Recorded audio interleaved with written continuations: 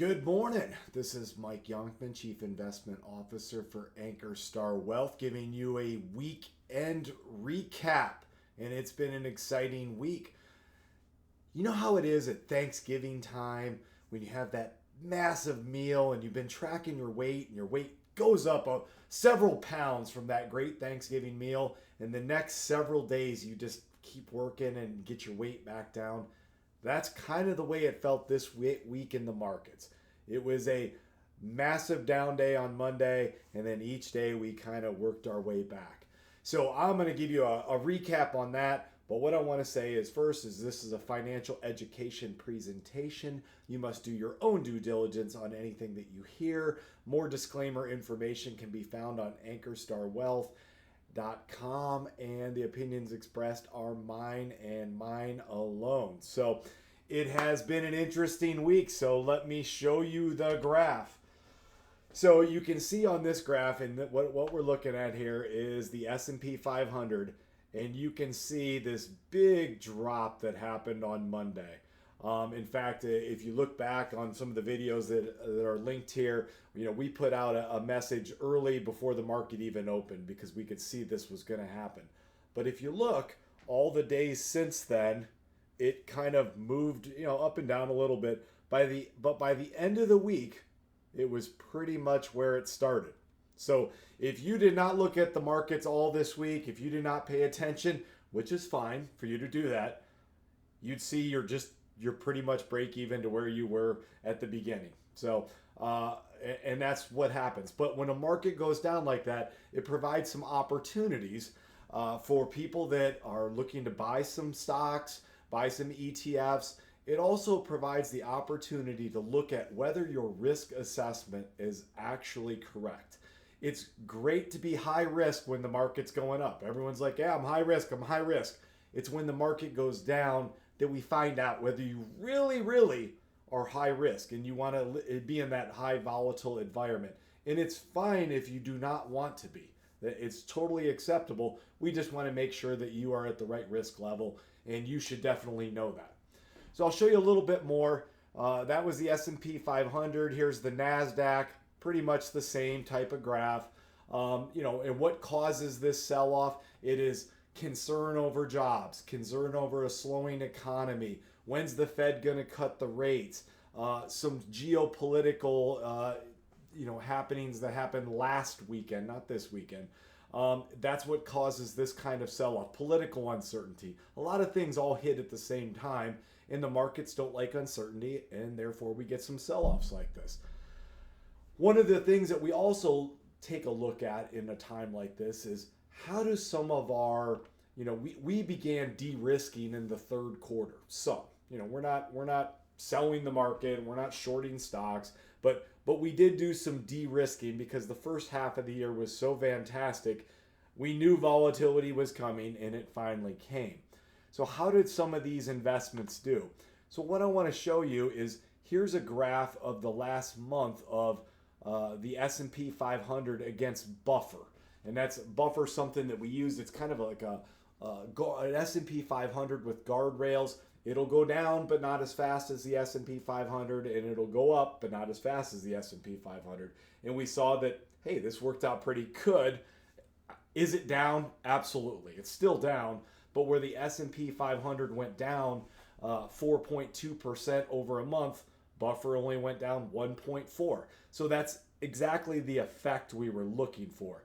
And this is just a position in some portfolios. It's not a majority position, but it's just a little bit of a hedge when the markets are up so well. At some point, we'll exit this and go, full bore, all on risk, as opportunity provides.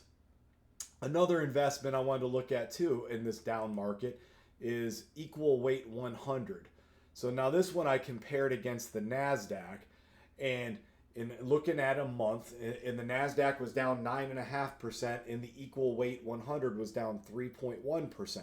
So once again, it's down, but not down as far. And that's the effect we're looking for. Now, when things start to go up, this would be a position that we would probably rotate out of at some point. What does something like this do? Instead of owning an overall heavyweight position in Apple, Nvidia, all of those. You own one, equal weight 100. If you had $100, you own $1 in each one of those top 100 stocks.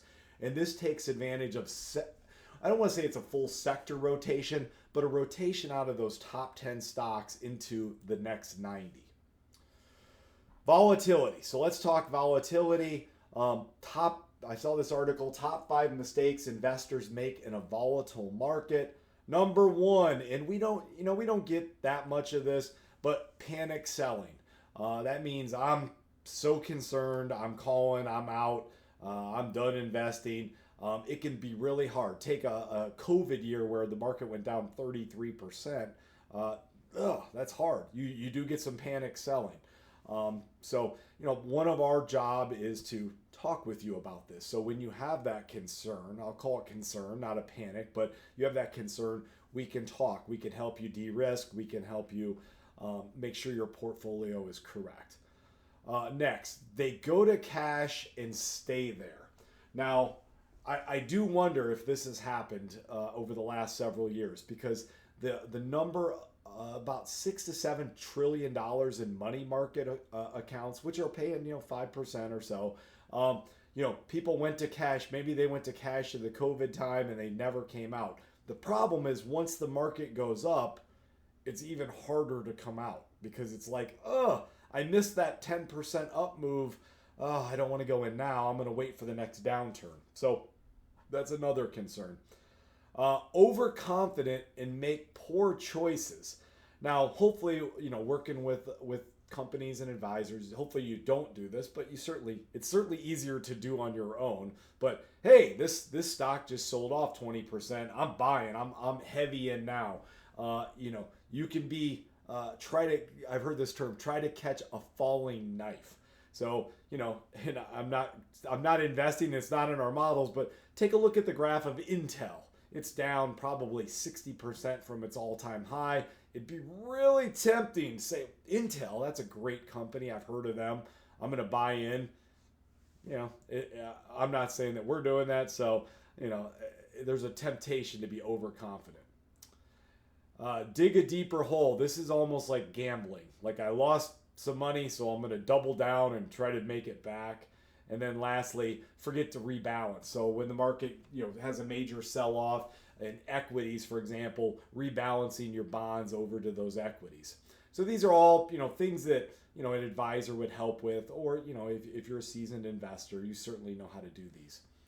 What happened in this big downturn? And I saw this article, and we all want to be wealthy investors, but wealthy investors find opportunities in the sell-offs. So when you see something that's way down, that's a fantastic company, and it's really just caused by a market sell-off, and you do have the ability to shift some cash in there or shift some assets, people find ways to make more money. And nothing shocking there. One other thing I wanted to point out this week, and you can look at the link, it's attached here, is we did on Friday, we interviewed David Delisle, who wrote a book, and I'm going to show you the book, but David wrote a book on money mindfulness. It's called The Golden Quest, Your Journey to a Rich Life. Now, this is geared towards kids, but really, you'll hear in the interview, it's also really meant to reach the adults through the kids. All about proper investing, or, money mindfulness, giving, and one lesson that I got out of this was only buy the awesome stuff. And when you're talking with your kids, your teens, your 20s, whoever, planning for the future is, there's this temptation to spend, but I liked his message, buy the awesome stuff. What do you consider the awesome stuff? Well, that's your individual preference. Awesome stuff to one person will be to another, something different. So I ordered this book. I don't have it yet, but we interviewed the author. Some of the reviews are, just fantastic. Someone said, I read Rich Dad, Poor Dad. I wish I'd have read this Golden Quest instead. Of course, I'd say you could read them both.